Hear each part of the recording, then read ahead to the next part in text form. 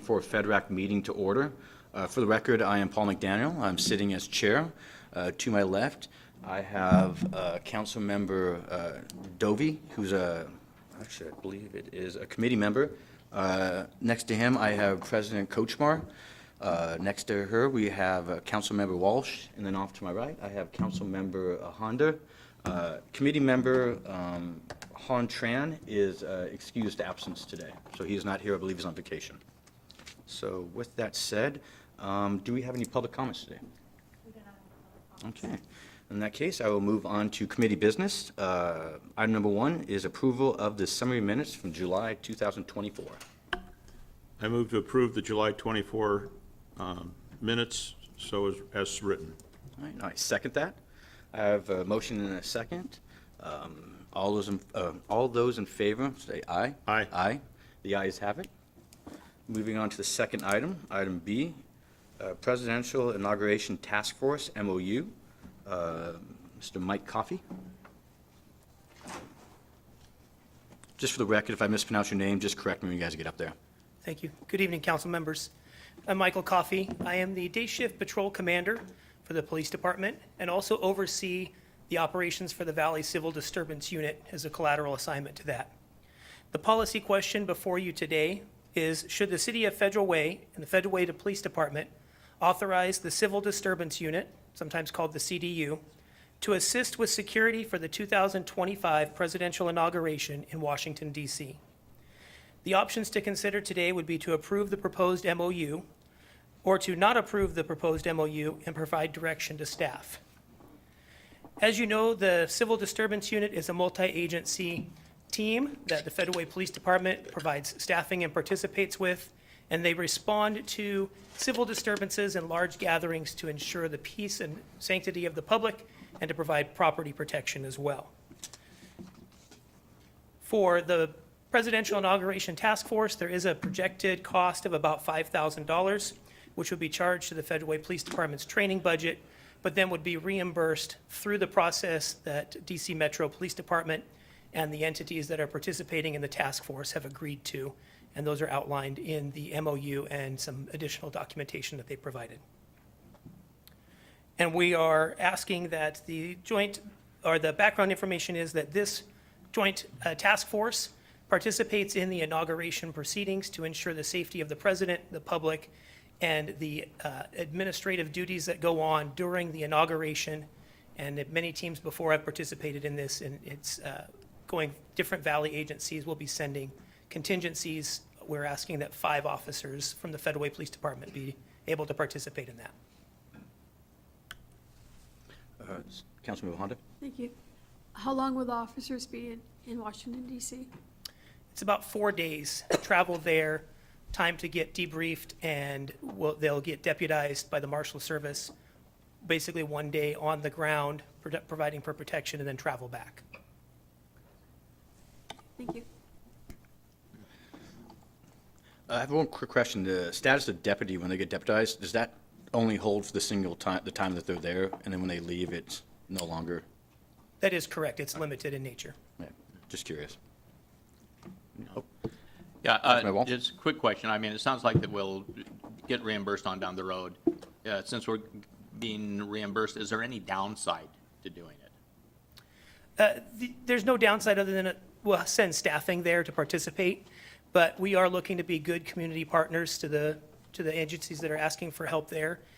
We would anticipate needing help in the future here with large-scale events. I know that the 2026 World Cup is coming, and we would like to have participation from other agencies as well. So, Okay, thank you.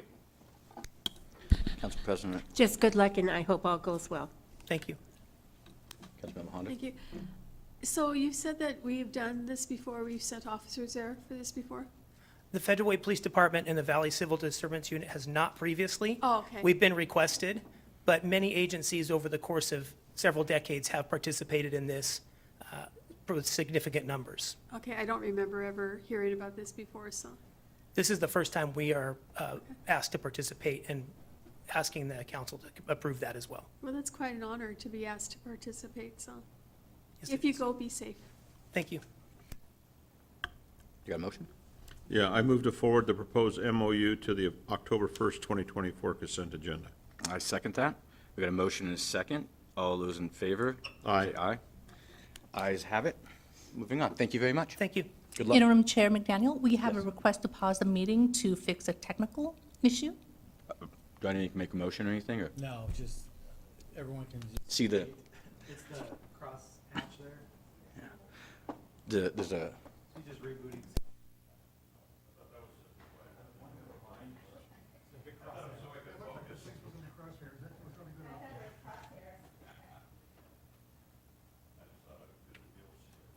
good thing we have the IT director around.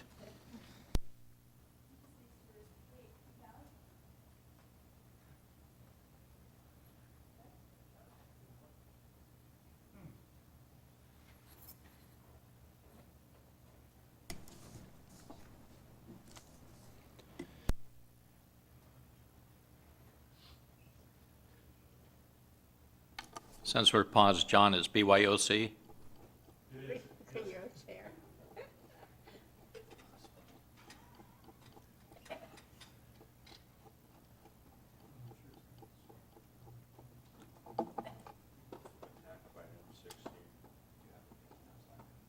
you hear the Highline Schools, you know, they closed last week because of that? No, they were not, they didn't have their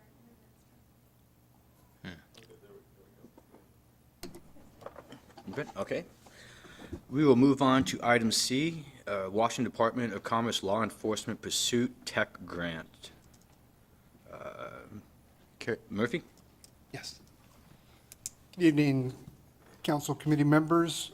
My name is Kerry Murphy, and luck would have it, Murphy's Law, we'd have a technical problem right before my presentation. The subject I have for you today is the Washington State Department of Commerce Law Enforcement Pursuit Technology Grant. The policy question, should the City of Federal Way, the Federal Way Police Department, accept a pursuit technology grant from the Washington State Department of Commerce for pursuit mitigation? The options to consider are to authorize the grant acceptance and associated interagency agreement, or two, do not authorize the grant acceptance and provide additional direction to staff. Financial impacts by accepting the grant, and I'll get into the numbers here in a minute. The Washington State Patrol, or Washington State Department of Commerce Law Office of Firearm Safety and Violence Prevention Community Safety Unit Pursuit Technology Grant will provide the Federal Way Police Department $124,223.79. There are no matching funds required. Some background information on the grant and the purpose of the grant. Since implementing the limited pursuit law, which went into effect in July of 2021, Washington State has a significant increase in auto thefts. The City of Federal Way saw a 79% increase in auto thefts from 2021 to 2022. That's 835 to 1,492 in that year.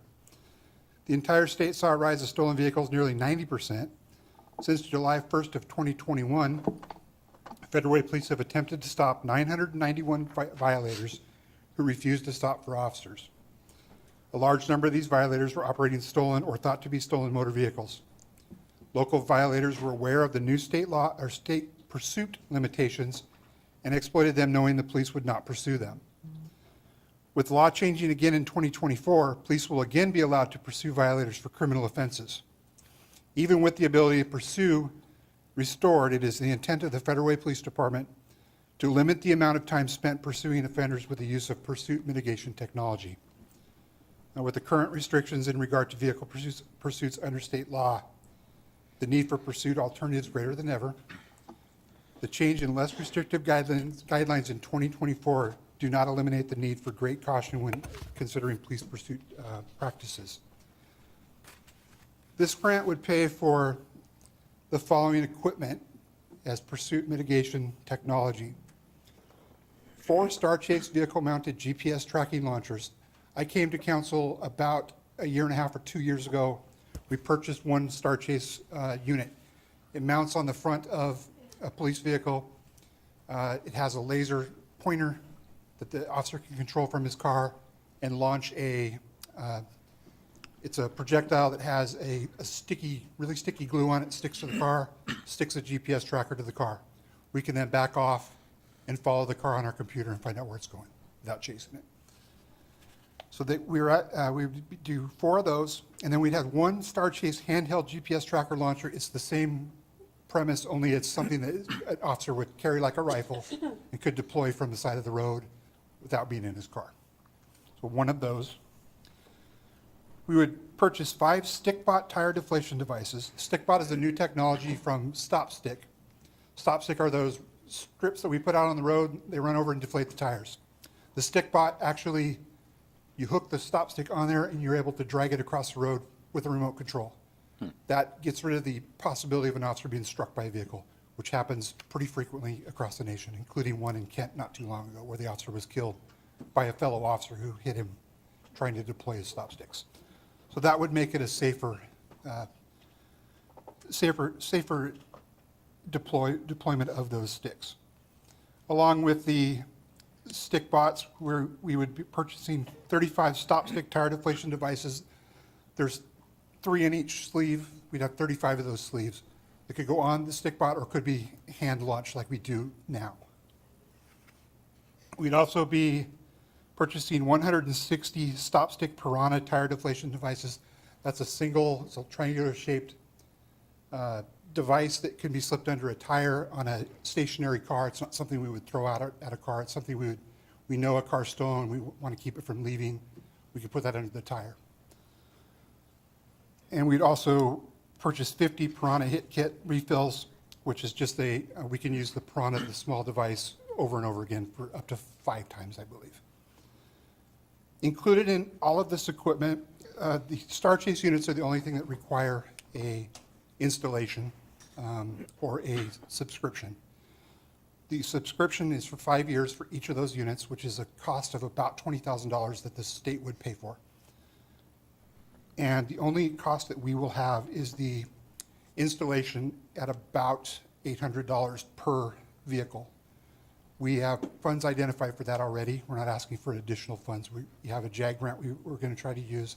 If that doesn't work, we also have our state seizure fund that we have enough money to pay for that installation. So there's no additional cost to the city. I'm open for questions. Councilmember Walsh? Oh, no, I didn't realize it was still on, but it sounds like a great idea to me. I mean, I'm all in favor. Thank you. I have one question on the Star Chase vehicles. How do we determine how are the vehicles determined for that, just out of curiosity? We'll likely use newer vehicles for that just because we don't want to have to move them to an older vehicle once it rotates out. Gotcha. But as far as identifying which cars we use and which officers would use them, we want to use officers that are very proactive in traffic enforcement, as well as officers that just have a knack for finding stolen cars and general crime in general. We want them to be used as much as possible. Gotcha. And is the dart pretty small? It's about this size when it comes out of the tube, which comes out, it's an air like a giant air gun is what it is. And it comes out, it's about that big. It sticks pretty firmly. It can be removed, but it doesn't typically do damage to a car. We fit windows. It doesn't shatter windows. It's very unobtrusive. And to be honest with you, sometimes people hear that hit their car, they pull over because they don't know what's going on. And it's actually deterred people from actually fleeing from us. Good. I don't see any other questions. Do I have a motion? Yes, I'd like to move that we forward the proposed grant acceptance to the October 1st, 2024 consent agenda for approval. I will second that. We have a motion and a second. All those in favor, say aye. Aye? Motion carries. Thank you very much. Thank you. All right, moving on to item D, replacement computer and computer peripherals. Good evening, Chair McDaniel, committee, council members. Let's see here, grab this. Normally, I was not going to make a presentation for this, but I figured it might be worthwhile showing. Pictures are worth 1,000 words. So before you tonight is something pretty straightforward. We try to do this every year. This year is a little different because the quantities are a little different. And the reason for, if you go back about 4 years, 5 years from now, what were we doing? and this was starting to get into the point of COVID laptops. That's coming up soon, but we also, dating back to, I think 2014, 2015, we changed kind of the way that we did our collection for replacement. We used to call replacement reserves. So it meant we buy a piece of equipment, we amortize it over 5 years, we build back up the amount, the account balance, and then we would have the money to spend to go buy new equipment.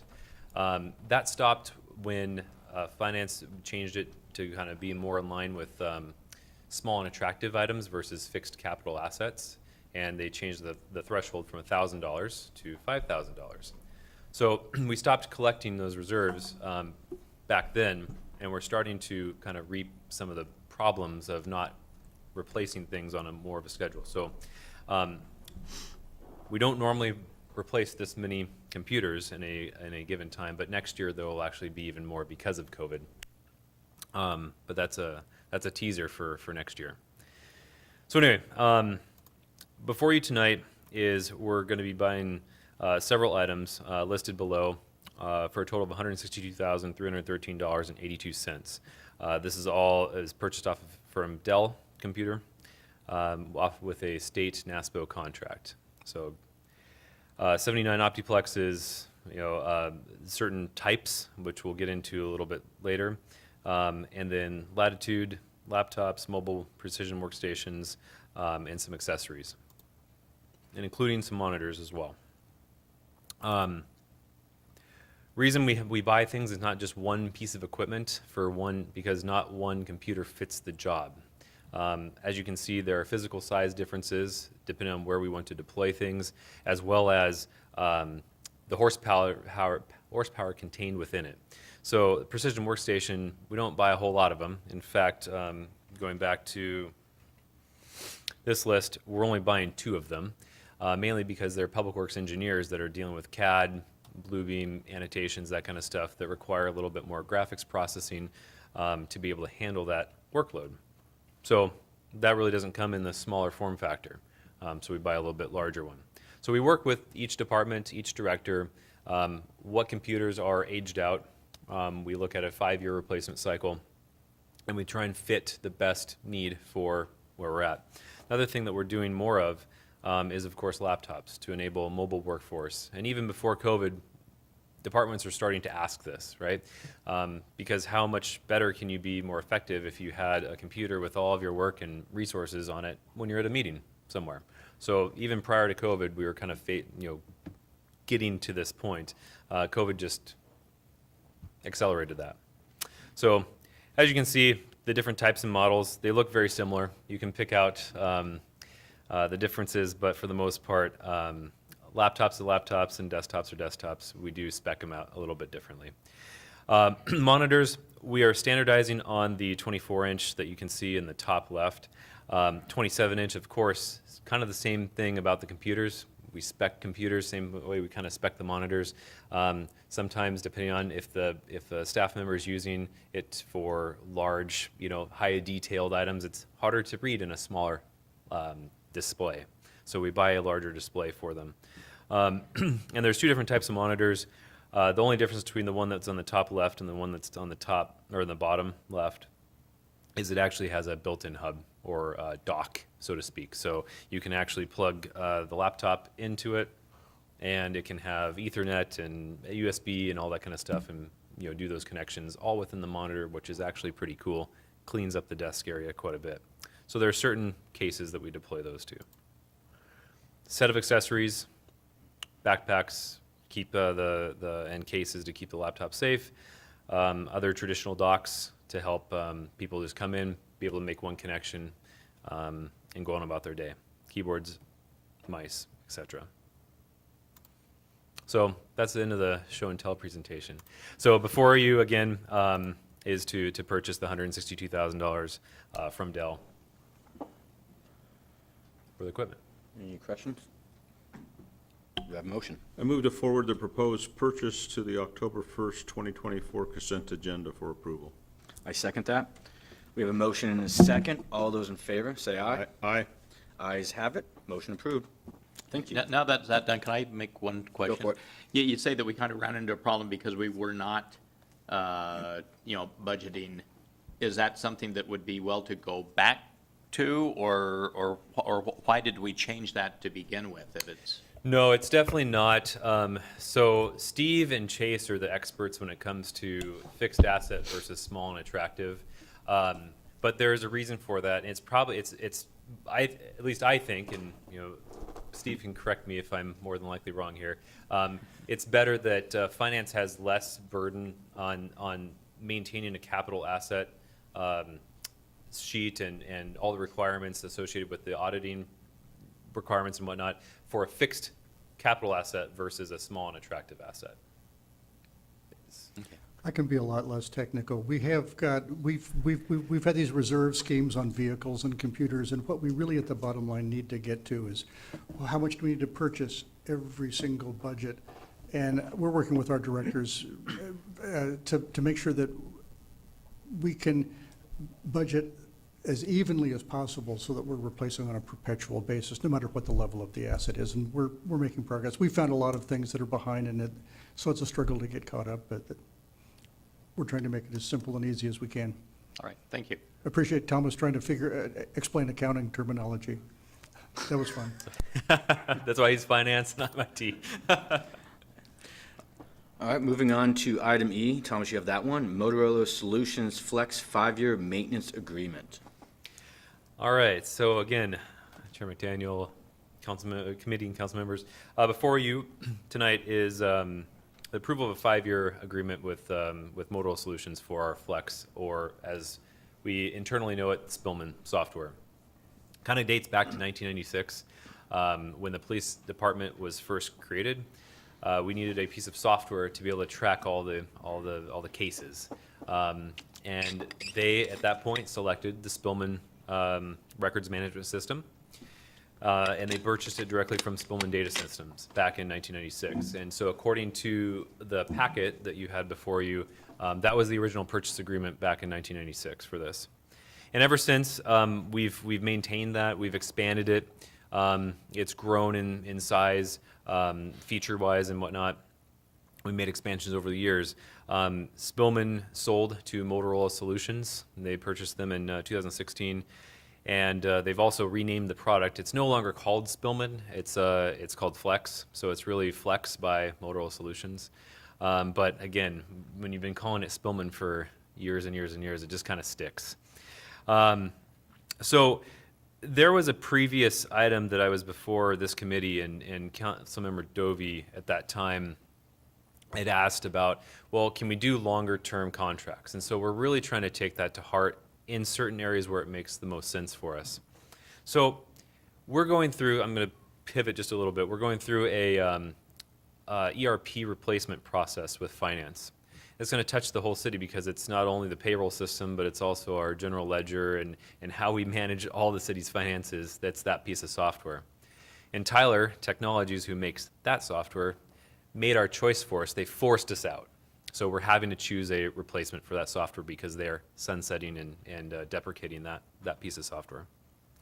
So like that, in order to replace Spillman, because it's so integral to the police department, it would be a substantial lift for not only staff to do for the time, data conversion, all the integrations that we do. It's also something that we would need a lot of money for. We're looking at 1.2 million is the early estimate for replacing Eden. This would be at least that, if not more, especially with the conversion of lots of case files, lots of data, over 6 terabytes of data that we have in that system. So where we were going with this is going to be a long-term solution for us. Is it the best RMS on the planet? No, it's not. I'll tell you that straight up. But it's what we have, and so it's what we know and what we've been growing. Is it to a point where we absolutely need to replace it? No, it's not. Is it having major problems and making the police department? They're not up here saying you shouldn't be doing this. So from my perspective, a 5-year commitment to them is okay, because even if we wanted to replace it, we're looking at a 3-year project on that. By the time we consult and do an assessment, an RFP, and we select and we go through all that process, it's going to be a while. So again, kind of going forward with 5 years I'm confident that's a good number. Now, we approached them and we said, hey, is there a way that we can control these costs? Because before, it was on average about 7% per year that they were just going up and up and up. And they said, sure, if you want to do a commitment, a 5-year commitment to us, we'll get you 1% per year. And that to me is phenomenal in the land of IT-type software contracts. So that's what's before you tonight, kind of a little bit of the history, why we're doing what we're doing. The one thing that I do want to address is before you last night, Chief Wong was talking about Axon and the body cams and asking for more money for that. This is a different program than that. So Axon is body-worn cameras, manages all the video. This is a records management system to manage all the case files. So hopefully that helps understand it's 2 separate systems. All right, thank you for the presentation. Do I have any questions tonight? Seeing no questions, can I get a motion, please? So I move to forward the proposed Motorola Solutions Flex 5-year maintenance agreement to the October 1st, 2024 consent agenda for approval. I will second that. We have a motion and a second. All those in favor of the motion, say aye. Aye. Aye. Ayes have it. Thank you very much. Thank you. Moving on to the next agenda item F, Economic Development Monthly Update. Director Carter.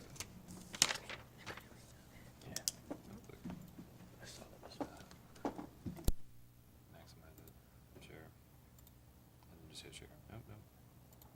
Now bring up your. And then.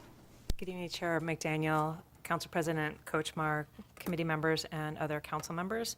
Tanya Carter, your Economic Development Director. I will be up here for a while tonight. I have put the entire presentation on one PowerPoint. We will have various speakers. We have one representative from the SBDC here live, and then we have a couple of people on the monitor as well. They're all people that you know and have seen before. So I will begin. First, just a summary. You have seen this before, and we are just updating it to keep you updated on what is happening with all of our ARPA programs. So pretty straightforward. It's a traffic light system. So dark green is for complete and results are in. The light green is program ongoing, and then the red is still on vendor selection. And that is just, at this point, a staffing issue, just not enough capacity at the moment.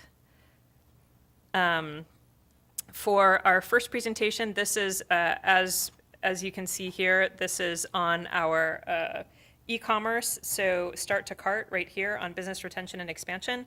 And we will just highlight, as we do every month, a couple of these programs with progress and highlights and fun facts about what's going on. So the first is the Shop Local Federal Way Marketplace. You can go ahead if you want and log in at some point to our new shoplocalfederalway.com site. We have a new logo, and it's live right now with about 200 products that are on the site. So super fun. There's also a Join Now button on the top where you can see that there are 3 choices. The first choice is that there is a e-commerce training program. We are going to have the second and the third training programs, one starting on Thursday this week, and then the final one starting on October 31st. So we will have had a total of 3 training sessions of 6 weeks each.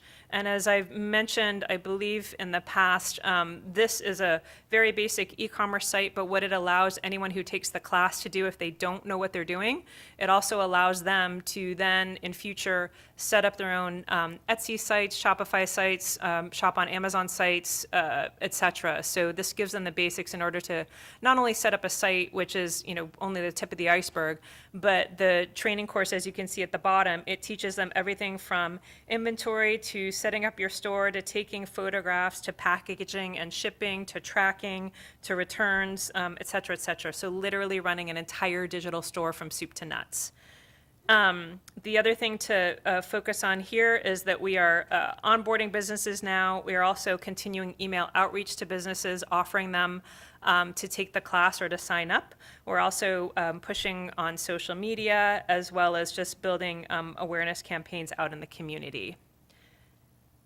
So then moving right along, I will pass the mic over to Rich Shockley, who you all know very well. And he will present two things, update on the SBDC and also on the digital literacy program. Thanks, Tanya. Good evening, everyone. Thanks for having me come and share a few things. We just want to give you kind of a high-level update on our program, Small Business Development Center program, and kind of share some of the things that we're seeing in the community. We've had a pretty busy year so far. The numbers I'm presenting today are through August. Our third quarter isn't fully reflected in this. A couple of the months are, but we finish our third quarter in just a few days. One of the things I wanted to point out is you can see that we have 64 unique clients so far served this year. But when you move over to the left of that, the client meetings are 239, which really just reflects the kind of work that we do. Some of those are one-time sessions, some are multiple sessions, and those roll up to about 430 hours of service so far. And the loans and capital investment are a little bit lower this year. We think that's partly due to what we've seen in the cost of money. You know, banks are loaning at usually prime plus 2, which is about 8.5 plus 2%, so 10.5, and so that slows people down in the next thing that they want to purchase. Let's see here. There we go. And this is just a breakdown of some of the business ownership, the demographics, and the company status. I'd like to spend a few minutes talking about the company status.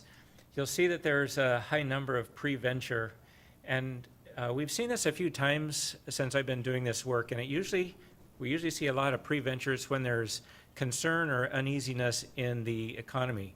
And so we're seeing that with people wondering, am I going to be laid off? Some are saying I need some additional work because the costs are going up. Even though everyone's telling us inflation is going down, you and I know when we go to the store, we're still paying a lot more money than we were a year or so ago. And I think that's what we're seeing in that high number of pre-ventures.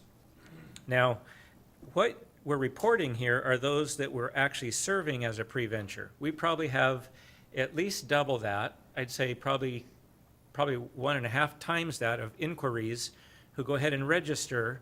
We reach out to schedule a meeting and they never show up or don't respond. And that's really, again, something that we see. There's a lot of, all of a sudden they say, I'm going to be a business owner, and they fill out the form and they never follow up because they realize it's going to take a little bit of work. So these are the people that have actually taken the step to meet with us. It does not reflect our classes. So if they've attended in a class, we don't count them in this number until we actually meet with them one-on-one. Got a number of them that are startups that are less than a year, and then quite a few still that are greater than a year here in our program. So I did want to point out, though, that that's why you see a large number of startups. We saw it in 2008. We saw it right after COVID, and we still see it today. So that's really what I wanted to share with you about the general work we're doing with the Small Business Development Center.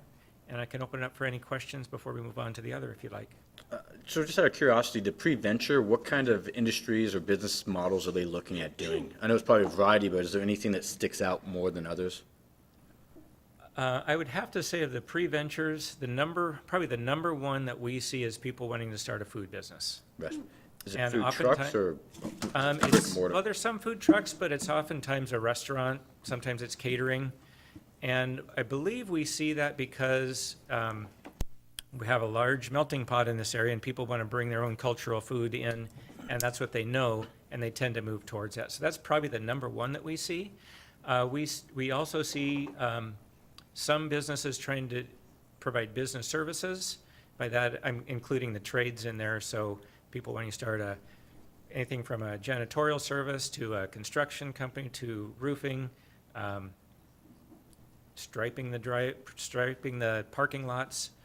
But the number one would probably be food and food service businesses. And then the in-business, the 21, what is the average or a normal business model they have? The type of business? Yes, type business. In that category, we're probably seeing, we still see a lot of food businesses, but we're seeing much more diversity in that category. we're probably seeing a broad spectrum in there. Okay. You know, we see some of those maintenance services that I talked about. We still don't see a whole lot of technology. Usually, someone going into technology is, we can get them started, but they're probably going to move beyond us fairly quickly and need somebody that has a high technical ability. So we don't see much technology in there. For our service area, we don't see a lot of medical in there. Again, I think it's because of the technical nature of that. Small doctors typically don't want to reach out and work with us. They're usually going to go to a specialist in that field. But excluding the technology and medical, we probably have quite a diverse group that we serve, probably hitting most business categories. Okay, thank you. Just move on to the next one. Yeah. So the next one I'd like to touch on is the digital literacy, the Google and AI for Business. As you know, Andrew Powers is the one who really is carrying this load and doing the heavy lifting on this. But I'd like to share a little bit about how, where we're at, some of the challenges that we've observed, some ways we're trying to mitigate those challenges, and kind of give you a status of where we are. So I feel like we're off to a good start. We've agreed to develop these 4 classes and deliver those 4 classes 2 times, the series 2 times before 2026. And the way we started this was Andrew had some good concepts in mind of what he wanted to do, but he wanted to reach out to the business community and get some additional feedback and input from them to ensure that he's really heading down the right direction. So he held 3 listening sessions. Those were held not just in Federal Way, but in our service area, primarily at King County Libraries, where he opened it up. The libraries helped promote that, and he had a few people come through and he could have conversations, and that did help some of his input in the development. The content that he was developing, again, he made some modifications from that input, began to develop that, and he personally started to use that in some of his one-on-one advising to give us some little testing and feedback, and he made some additional modifications from there. As the classes were developed, he wanted to roll out a beta test, and so he did that, again, using King County Libraries. 3 of those libraries were in Federal Way, 1 was in Des Moines, and he used that again. Well, it's been a continuous process. He's gathering information and making changes as he goes. But those classes delivered through the libraries, the purpose really was to try to get some of the bugs worked out of it at a group level. And then he did launch the first class. It was delivered at the Hub. The last one was just last week on September 12th. Our frustration was we had a high level of interest in these classes. We had a few that registered and fewer that showed up, which shouldn't surprise us. That tends to be what we see in classes. 100 will say yes, 50 will register, and 25 will show up. Those tend to be your numbers. But we did think we would have a higher turnout because of the verbal interest in using that AI for their businesses. So we've got some work to do on how to improve our outreach for this next class. The other thing we're doing wasn't part of the contract, but we've agreed to do some training videos. And at the Hub, we can capture that video while we're training. The training videos that we captured, it took you sideways because you have individual questions. And so what Andrew is doing is he's taking that content and he wants to build and has started to build an online training that won't be interrupted by the questions in the classes, but it'll be an online or on-demand class that we can share with the city that they can make available to the business community. So that's where we are. We're scheduling the next series to really roll out the first part of 2025, probably the February or March. We also believe that we will integrate this with our reality check class, which is it's an in-person class that helps them think through their business concept. We were hoping that this would actually get us further down the line in a more finished product with the businesses. It has helped in a lot of ways. It's helped them to research their concept, to overcome sometimes the language barrier. It's helped them to get over that. It's helped the businesses get a really rough draft in place that we can work from. But Andrew and I were more hopeful that it would be a more finished product than we're able to get so far. And that could be because we're still learning how to use this with the businesses. And we're believing that this will probably be integrated with another program, with our reality check program, that we can really help them gather that information and get that business plan put together. I really like the term that Andrew uses in a business plan. He calls it an academic practice. And it really is when you think about it, because those of us who write business plans, it's something that we do all the time. Bankers want to see it, but for someone who doesn't work in it, it's a new language to them. And this does help overcome that barrier. So it's meeting the goal. We were hoping we would have some better success than we're seeing, but I think as we roll this next one out and can do some additional promotion, I think we'll get some better attendance and continue to see it add value to the businesses. And it is adding value to the businesses. Those who are taking the class and have used it probably would not have moved forward with a business plan without this tool. So, any questions I could answer? I think we're good for right now. Great. Thank you. I'll just say thanks for all the work you do. Thank you. Right. Oops. We should have Matt Story on the line, and he is the owner, president of Direct Interactions. Tooch, is he on the line? Okay. I will go ahead and present for him. We have worked with Direct Interactions for the last 2 years on our annual business survey. I've actually worked with them for many years at other cities that I've worked at. So we've really honed our business outreach survey. As I think I've mentioned several times, in economic development, we are very operational, so we never will ask questions or do a survey unless we have an intention of executing on what the feedback is. So that's something that we take a lot of pride in. So as you saw on our ARPA programs, probably 95% of those programs are created based on what the survey responses are. So we directly respond, not in a year or two, but directly, within 3 months or a quarter of receiving that feedback, we will develop programs for that. So I won't read this, but essentially almost 400 businesses this year participated in the survey. So we're really excited about that. It's probably it is the highest that we've ever had. This is one of the questions that we actually had to ask this year, which is new. It is a requirement from the Port of Seattle because it is a port economic development grant. So they required us to ask this. Pretty interesting. Businesses basically are staying the course. So they're staying, pretty even. And some of them even said, almost 25% said that business had improved. So I think that's a really good statistic for us. Then also here, this is also really telling.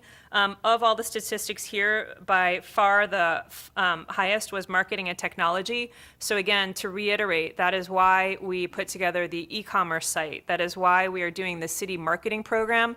That is why we are doing the tourism marketing program, because the desire was to not only market the city better so that the city would have a better reputation, but also to market their own businesses, so how to sell in their own businesses better. So this, is really important slide for us to take note of. The next presentation that we will have actually is from Imagine Institute, who I think we mentioned at the beginning of the year. They are doing our childcare support for childcare entrepreneurs. So Carly's going to come up, and she's got 4 slides that she will just kind of go over. What do all of the Federal Way childcare entrepreneurs get to do in the program that we are now supporting with funding? Carly. Thank you. Hi, good evening. My name is Carly Meek, and I am the director of Imagine You at the Imagine Institute. And so we are a mentor-based relationship program that helps childcares get open across the state. We increase licensed family childcares, and we have partnered with the City of Federal Way. There has been funding in order to be able to get 3 family childcares open. We have people that are what we call interns that apply to the program that want to open a family child care business, and we match them with a mentor who is experienced. They typically have been licensed for at least 2 years with their own family child care. They are matched depending on their location and their language. And so our cohorts just started. Last night was our first English cohort that started.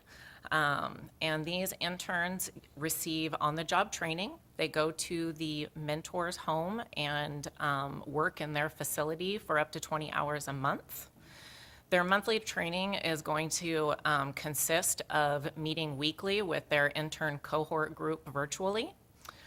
They will complete related assignments that go with each milestone. So there's 8 milestones throughout the program, and this program is 8 months long. Upon completion of the program, both the mentor that is mentoring them as well as the intern will receive financial business grants to put towards their program. Oh, I'm not sure what happened there either. So currently, we have 3 interns that are matched. We have English, Somali, and Spanish that will be opening their businesses come June of 2025. So basically, the whole overview of the program is it's 8 months long. They will get on-the-job training, and they will get incentive bonuses. The provider, who is the mentor, will be able to receive $500 a month stipend for mentoring their intern. At the end of the program, they will both receive $4,000. With the activities that they'll be doing, they're meeting weekly with their cohorts. The first month, we're going to be focusing on technology and time management with them. They're also going to be attending trainings to be able to write all of their contracts and policies. So when they go through the licensing process, they will submit their application in February to DCYF, and they will be able to also have trainings on observing children and introduction to our Policy Wizard program. So Policy Wizard is what they will go through, and they will learn all of the Washington administrative codes that are required for opening a child care. And so Policy Wizard will teach them those codes as well as be able to personalize the policies for their program.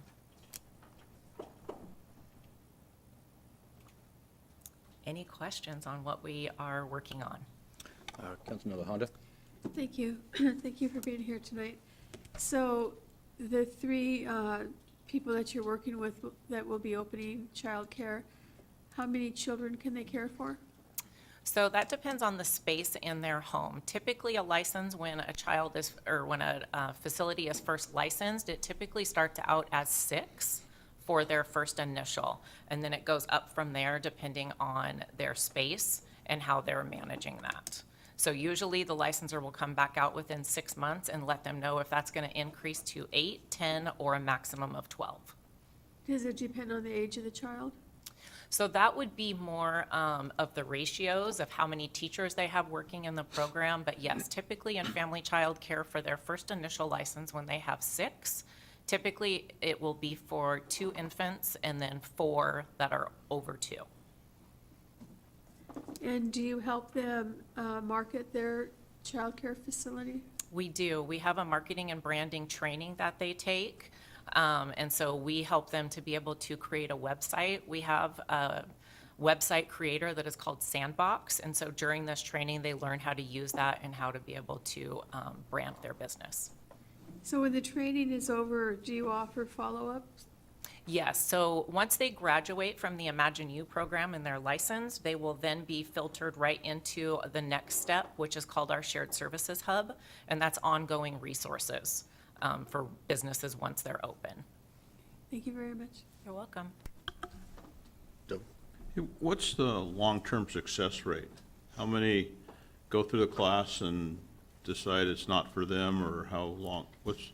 So the right track now, record? yeah, so currently our attrition rate is probably about 15 to 20%. But we have got, since 2017 was our first graduating class, we've opened over 700 childcares across Washington State. And out of that, 89% of them are still open. there is a lot of ongoing support for interns and for businesses once they're open with us. And what's the main reason they go out of business or stop running their business? Honestly, I would probably say teacher burnout. So that's one of the trainings and the things that we also offer at Imagine is we have trainings on how to make sure that you are giving yourself good self-care so that that doesn't happen. Susan, Councilmember Honda? Thank you. So just to educate us, what does childcare cost? So someone going into one of these new childcare facilities, what would they be paying for, let's say, someone who's 3 or 4 years old? Oh, so for a parent cost, Yeah. you're meaning? Right. It depends on what area you're in. Federal Way is Region 4 with DCYF. So I would say for a 3-year-old, it is probably roughly about $1,600 a month. And that would be for full-time care. And then infants are much more, I Yes, imagine. infants I have seen in the upwards of 1,900. Wow, it's like having a mortgage payment. Yes, it is very expensive. I have one more question. How do you train them in tax planning and withholding and making sure that they don't get a knock on the door from somebody they don't want to hear from? Yes, we do. Part of the training that the interns will go through, there is a record keeping and taxes policy on that training on how to be able to keep records, how to be able to create your budgets and be able to manage all of those finances as well. All right, I have a couple questions. I'm looking at it looks like we had 34 intern applicants. Are those still people who are in the play, they just haven't come up for the classes yet, or? Yeah, so we do have more than just the 3 in Federal Way. I want to say that we have 26 that we've actually enrolled in Federal Way, but specifically with our contract that we have with Federal Way, they funded 3 people. Okay. So- And when these guys get done with the program and stuff like that, is this a franchise model, or is it their standalone LLC and you guys just provide support for them? Yes, this is their standalone business. They are a small business owner once they graduate. Okay. I don't think I have any more questions. Anybody else? Thank you very much. Thank you. We should have Ariana on the line. Oops. Yes, I'm here. Ariana, I'll go ahead and advance it. So if you want to just talk, I'll advance it. Sure. Hi, everybody. Nice to see you. And I'm happy to be here to present. So tonight I'm going to do the overview of what we've been doing recently, which includes our new grant writing and fundraising workshops. So we're doing 2 3-module workshop series. The one is going to be about grant writing and the second is about fundraising. These are going to be offered for small businesses and nonprofits that are located in or primarily serving residents of Federal Way. We'll be hosting these workshops right there in the council chambers in September and October. On the next slide, we'll have the dates. We're going to be doing the live workshops in English, but we are going to be recording them, and select workshop recordings will be translated into Spanish, Korean, and Ukrainian in order to provide access for a wider range of individuals. So here's the schedule. I won't go through this, but just so you can take a look, we're holding all workshops from 6 to 7:30 p.m. on Thursdays. So now we'll just do a brief update of our progress so far. And so we've done 97 hours of work. So this is not for the workshops, but for our regular grant writing contract. So 97 hours of work from July until now. And I just want to highlight a couple of things that we have been working on.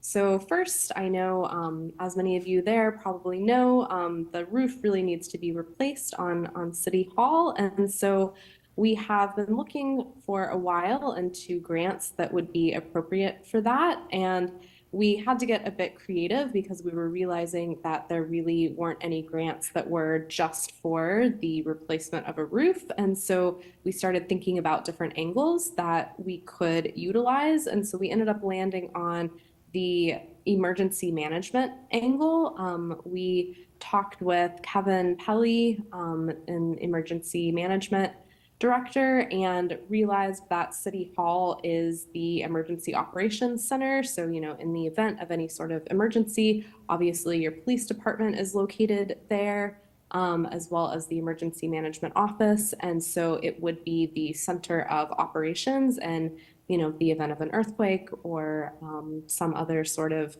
natural disaster or event. And so I was able to look and find some grants that would specifically align with that angle. And so we've just met with Kevin and also Jason Gerwin from Parks. We just met last Friday, so this is still an ongoing process, but we are looking into 2 grants. Both of them are offered by FEMA.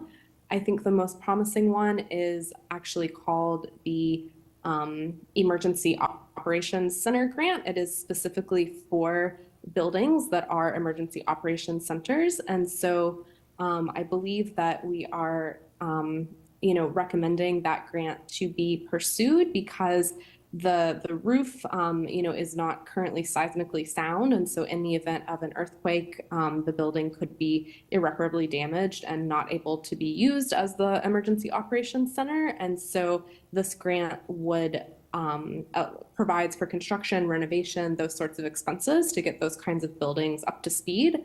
So that's the primary grant that we're investigating. The grant won't be open again until next year.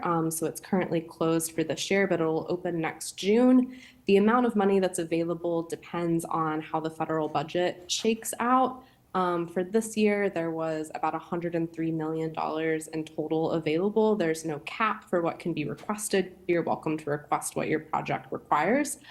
So hopefully next year there would be a similar budget, and potentially this could fund the replacement of the whole roof. There's also another FEMA grant called the BRIC grant, building resilient infrastructure and communities. So that could also cover some sort of seismic retrofitting. So we're also looking into that, but it does seem like because it's such a good fit, the emergency operations grant is going to be the best avenue. So we're continuing to explore that, and we're excited about that angle. Another exciting update is for the Economic Development Department was just awarded a $64,000 grant from CURB, the Community Economic Revitalization Board. So we're really excited about that. Tanya had to go last week and present to the board after we had submitted the grant application. And so at that board meeting, they did make a motion to approve the grant. So we're super excited about that. That $64,000 will be used for the visualizations and 3D visualizations as a tool for selling downtown Federal Way to developers and investors, and really just hopefully get that ball rolling for the city. So those are 2 big updates. I'll also go over a few other things here in terms of the grant writing and fundraising workshops that I mentioned a bit ago. A few things we've done there. We created a landing page that's housed on our CPIN website, but it does have all of the information for the workshops, and then we're using Juliana LeBrake as the contact so that folks realize that these are city-sponsored workshops. So we've created that. We also created the events within Eventbrite so folks can sign up. Obviously, they're free for people to attend, but we did just want to get a handle on who's going to be attending and how many. As of now, we have 25 people registered, which is pretty exciting, and hopefully we'll get a few more last-minute registrations and perhaps some folks that just show up without registering. So that's what we're looking at right now. the first workshop module, of course, for this Thursday is complete, and I will be presenting that. I'll be the primary presenter for the first 2 grant writing workshops.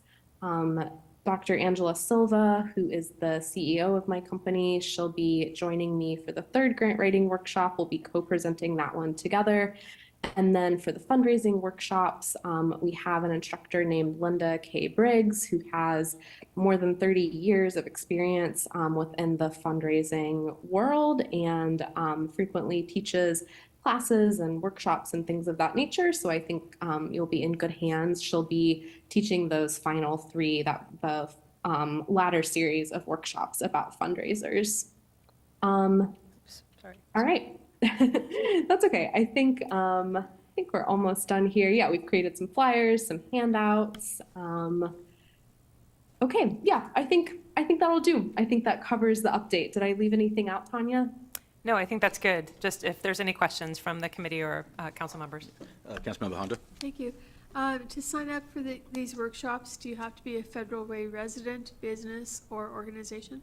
Not have to, but we would love that they be the majority, but we can't prevent anyone from signing up. Well, you probably could if you wanted to, but do you know, is it possible to get a list of who's signed up? Sure. I I was don't just, know that there's I don't think there's any privacy issues. I'll check with Okay. legal, but if there aren't, then certainly can forward those. I was just wondering if I saw who was signed up, then I could reach out to people that I think that this would be something of value to them.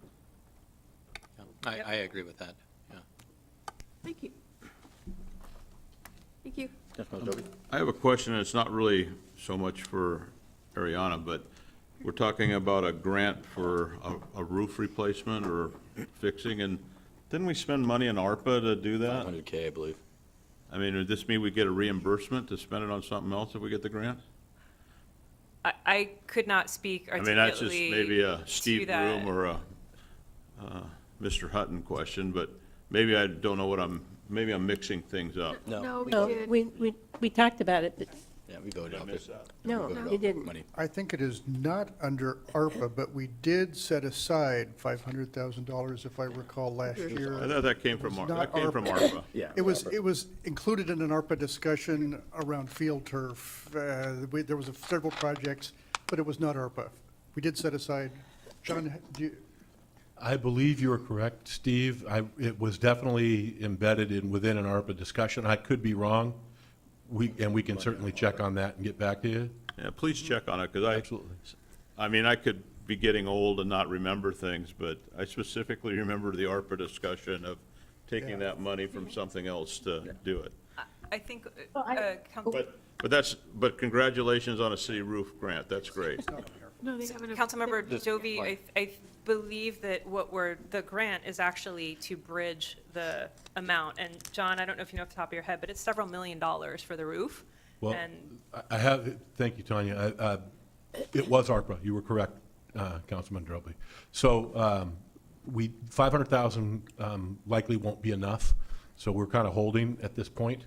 And hopefully the grants will help add to that dollar amount. And so we're kind of in a holding pattern a little bit right now. I just remember the discussion, we were talking about turf fields, and the roof won out, because that was more important than Batteries the turf. downstairs, too. Yeah, so anyway, it'd be nice to know. so I think what I maybe heard was if we can get you estimate on the total roof replacement and how much we have currently for the roof replacement.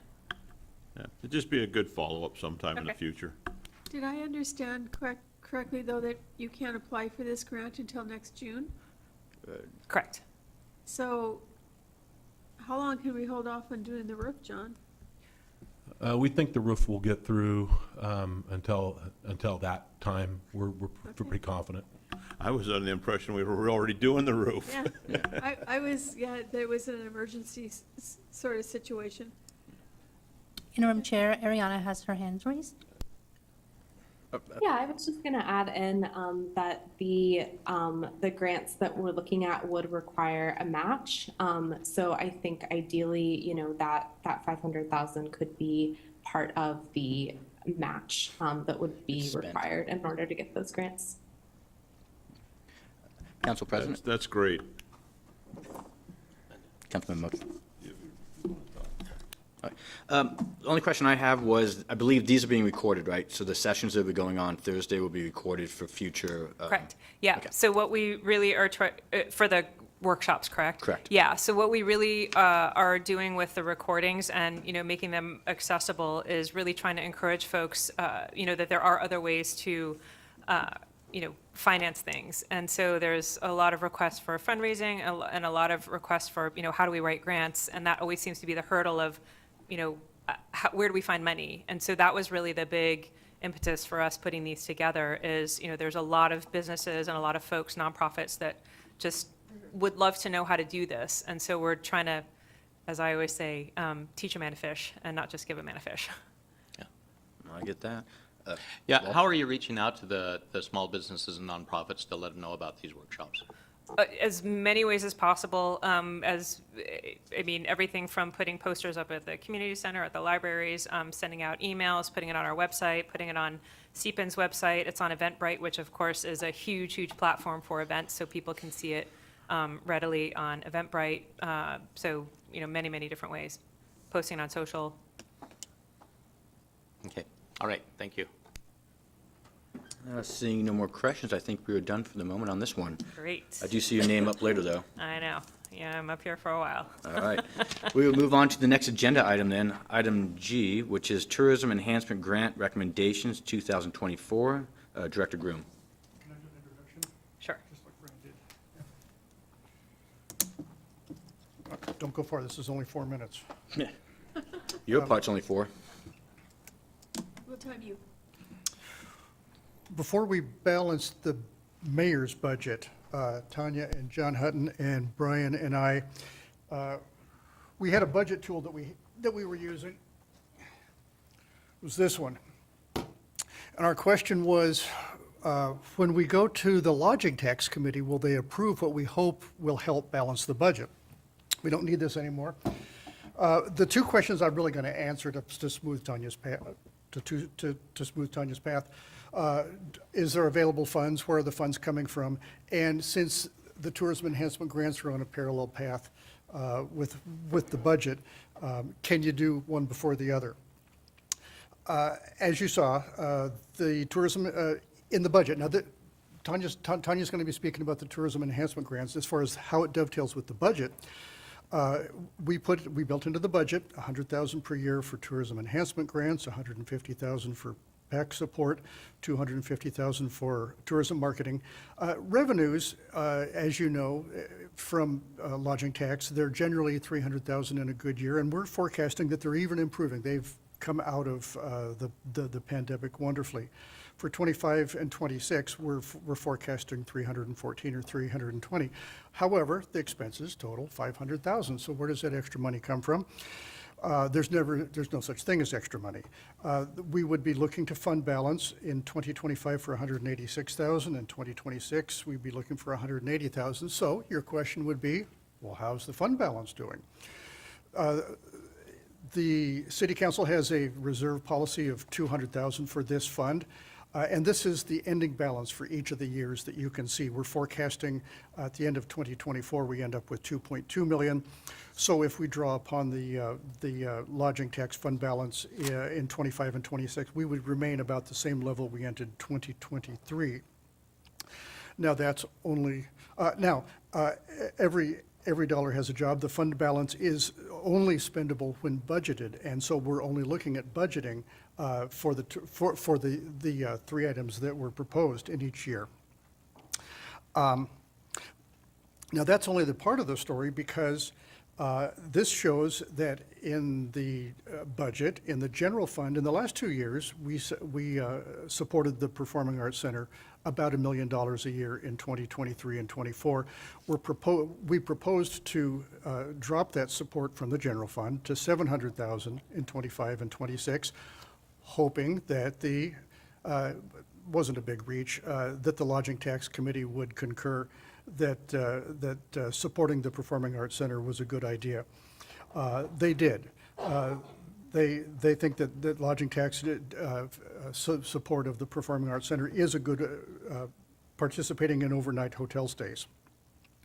But this also meant that for the general fund to balance, we were looking for the Lodging Tax Advisory Committee to give their feedback, which they did. And you heard from the chair during the last city council meeting. But supporting the Performing Arts Center is not the only thing we could have asked the LTAC for. Let me show you what I mean. In the RCWs, there are 3 permitted uses of lodging tax. The first one, of course, is tourism grants to outside partners. We do these routinely, nothing new. We do that all the time. Tourism marketing, also we've done before. Back in 2019, the city used lodging tax for electronic messaging signs.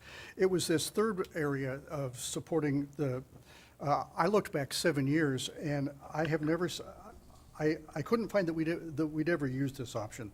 The statutes are obviously clear, geared for municipalities. They specifically say it can be used for capital expenditures or operational expenses. That means it could be for elevators, it could be for supplies, it could be for HVAC, it could be for staff. And not just the Performing Arts Center, it could be the lodging tax could also be used for parks department, sports tourism. That's why the Celebration Field Park turf thing that has been discussed for years was an option. And as you'll hear, Autumn Gressett tailored her request a little bit more specifically to cover tourism marketing, but she didn't need to. Just by definition, supporting the Performing Arts Center was already an eligible expense. Also, some of you may have noticed that if you do the math, the total of the tourism grants that you're going to be looking at come right up to $100,000. Actually, they actually add up to more, but that Seattle Sports Commission membership is a 2024 request. And in our last budget amendment, we brought up our tourism grant budget from $65,000 up to $100,000, so we've got plenty of room in 2024. Last slide. I think I showed this in our study session just a couple nights ago, or last week, really. The RCW's guide finance for both budget and disbursements. So my finance team has to make sure that we get all the boxes checked. Your question might be, can you approve disbursements before you approve the budget? And yes, you can, and here's why. Finance needs 4 things. We need LTAC's review and comment on the budget, and we need City Council's adoption of the budget. We need LTAC's approval of both recipients and dollar amounts, and then we need City Council's approval to disperse to those recipients at those dollar amounts. And you've got, that means City Council has got both budget approval and disbursement approval. You can narrow that down. You can narrow down from what they approve, but you can't add recipients or change dollar amounts. As the guardian of the checkbook, finance is just the gatekeeper of the process. It's our internal controls like this checklist that make sure that we stay audit-proof. And with that, I will get out of the way and get back to Councilmember Dovey. off, right? Well, don't take that presentation down yet. I have some questions. It'll be there. Okay. You want to do, yeah, go for it. Did you Yeah, want to ask them now, or do you want me to go through this? Well, I'd like to ask some questions about the presentation I just saw, okay? Sorry. Oh, sure. I think I was one of the very first people that ever was on the lodging tax committee in this city. I mean, it was under, and I'm giving you this some preference so I can ask my questions. And it was always a couple $100,000, and we always used to save it, and we used to always get NCA swimming here or diving, and things like you show here. Sure. But how did it get to this multi-million, $1 million, or how did the budget get to where that money is, what we're starting from? Because I remember it never being more than a couple $100,000 at best, and we were always saving money to get to the next year. And so how did it get there? It's simple. When you look at that balance, you see it's 2.2 million, and you think, okay, in our good years, we get 300,000. Right. Does that mean we never spent it? We spend some on tourism enhancement grants every year, but that's about 11 years worth, roughly, of savings. It's Okay. So there, my predecessor had suggested that the Lodging Tax Committee consider that the funds be saved up for the turf fields. So that is what was being saved for several years, was trying to fund the turf fields. But as we know, the turf fields, I believe, are $1 million per field. So it wouldn't really bring much as far as tourism goes, because you couldn't still hold a tournament on a artificial field with one field. Okay, so my other question is, when you go back to where you show the pack for 150,000, and so I understand tourist enhancement grants, because that's what it's supposed to do. Tourism marketing, I get it. It could be debatable how it's done, but I don't have a problem with that. Is this PAC support, is that from when we gave the groups the option to use the PAC for no charge, or what are we actually spending 150,000 at the PAC for?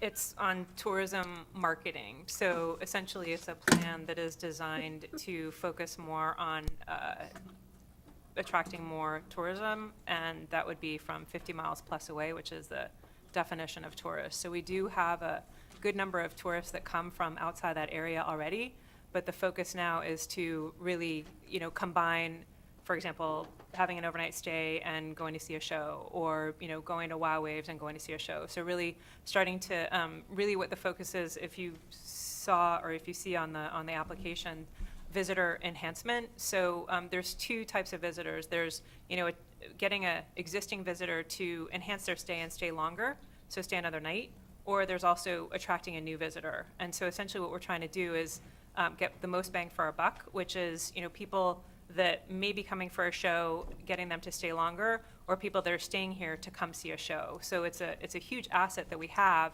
and now is the first time that we're really, post-COVID, are able to leverage the facility as it was originally also intended to, supplement tourism. And I don't have an issue with that approach, but it seems to me that we should be allocating the money out of the general fund to go to the PAC to do those type of services, instead of from the tourist grant to go over and do that. But maybe I'm disconnected there. So I mean- maybe I could ask why, because it's, as Director Groom mentioned, it's, I'm not sure if I can get to that slide that you had. There's only 3 things that by RCW, Washington State law, the tourism funds can be used for. There's nothing else that the tourism funds can be used for. So tourism marketing or a municipally-owned tourism facility are 2 of the products. But I guess the question, again, I'm not saying it's a bad idea, but could we hire somebody in your group to be a liaison in person, to be a tourism person, to go knock on businesses, or to help with the farmer's market or something like that, if we decided we want to use the money that way instead of this way? We are using that on the tourism marketing for the 250. We have basically either a consultant or, an extra person to do that, or an FTE that could partially do that. So the department, as you know, is 1 person and an assistant, so it's very difficult to divide up times, hence the... But if you're gonna, this is a proposed budget, and maybe I didn't read it well enough, but 250,000, it could have said full-time FTE to help in your department to Well, help. You're going to get into each of the, No, we're not going to go over it in the detail, but just to answer your question specifically, 2 of the 5 components of the 250,000, one is $75,000 specifically for a destination management organization that specializes in selling destinations. So they are experts in that field, and they Right. will go to, 30 trade shows over the year to sell all of our tourism assets. So that's, time and expertise that I don't have, but we're hiring a whole team. And then also for the, the 25% either PTE or part of an FTE salary, that would be dedicated to exactly what you said, to visiting the hotels, making hotel maps, which they're super excited about, and, helping with the tourism website, which we're redeveloping right now. Okay, thank you. Councilmember, if I could just add, the thought in the budget, the Performing Arts Center is our capital asset, and the RCW specifically allow for municipal-owned, tourism-related facilities, lodging tax can be used for operations or for capital. There's going to come a time where we are going to need an elevator or a roof or something like that. The general fund can certainly do that because the general fund can do anything. However, lodging tax is a restricted revenue. It can be used for municipal-owned tourism-related facilities. So the thought was, in balancing the budget, can we look to the lodging tax to help participate with the Performing Arts Center? That's what we were looking for. Does that make sense? I understand the logic, and it does make sense. And it becomes a policy Yeah. level question. Where do you want the? Thank you, yeah, thank you. Sure. Councilmember Honda? Oh, thank you. So I have some questions. I've taken some workshops on lodging tax and how it can be used. And my understanding was always that it had to relate to heads and beds. So how many, if we gave money to some organization to come to Federal Way, how many people were they putting in our hotels?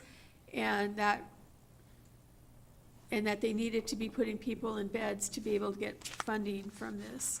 And apparently that's not correct. No, it is. It is. The city has got two facilities that only two that fit that definition. They have to be tourism, and that's why there's hoteliers on the Lodging Tax Commission. Because if we were to propose Celebration Park ball field turf, are there tournaments that are providing out of visiting teams that produce overnight hotel stays? And then the Performing Arts Center, by definition, is its function and its purpose and what it's actually doing, is it producing overnight hotel stays? And the hoteliers concur. But don't you have to prove that? I mean, we've always asked our applicants to prove Yes. in the so- best possible way that how many people they were putting in our hotels. So how do you prove what you just said, Steve? So essentially, the statement bringing heads and beds is correct. The way that the lodging tax fund is funded is that there's an extra tax whenever someone stays overnight at a hotel, and that lodging tax then is what funds the lodging tax fund. So if there isn't a constant stream of increasing, or at least trying to match heads and beds, that fund will decrease and essentially evaporate. So you are correct.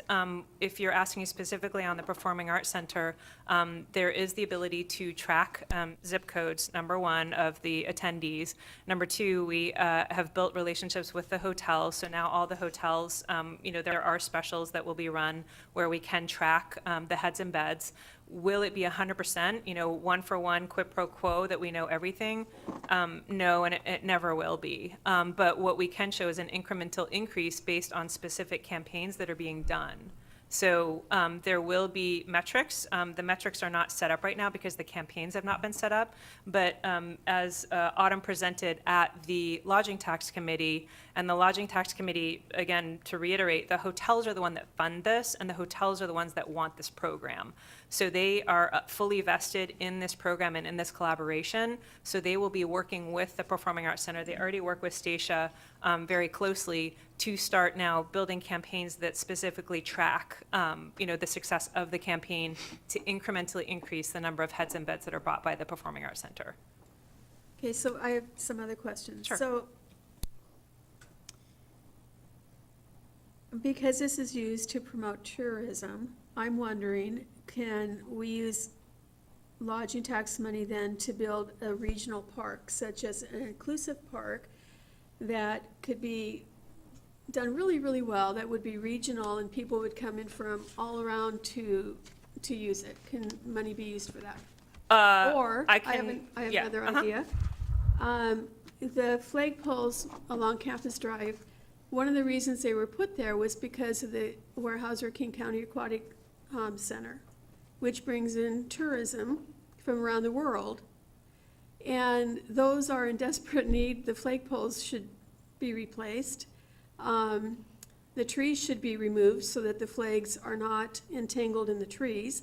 And I've been told for years and years that that's millions of dollars to do that. So could that money be used to repair those flagpoles and the trees along Campus Drive? In short, no, unless legal has any other comments. It's not a facility, and it's not directly driving heads in beds. So you couldn't create an event that would bring people to see the flagpoles. You couldn't bring an event to, I mean, unless you built an event, I should say, to have people come to the flagpoles. There's no direct correlation between a flagpole because it's not a facility that hosts tourism events. But they're there to promote, they were there to help promote the aquatic center, which brings tourism in. I mean, I think it's, I so- think it's kind of, If anyway. if council would like staff to submit an application for trees and flags to the lodging tax committee, that is something that we can do. It is not up to staff to decide.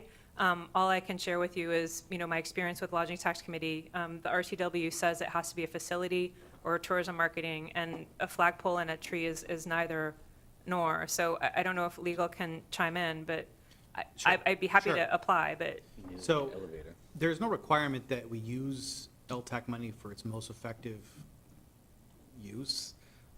There just needs to be beds and heads. It doesn't have to be the best way to get beds and heads, but the reason why the LTAC exists is that the people that actually have a stake in this get some say in it. So if you were able to convince the hoteliers that that was somehow an effective way to get people to come to Federal Way, I could make an argument for it. Seems unlikely that they're going to approve that because it isn't going to be it's not going to be a super effective way to get beds and heads for the dollar amount that it would cost. So, but it's not a hard no. It's, it's, if we can make a logical argument and count some people that actually come to Federal Way, it doesn't have to be the best use. It has to just be some enhancement.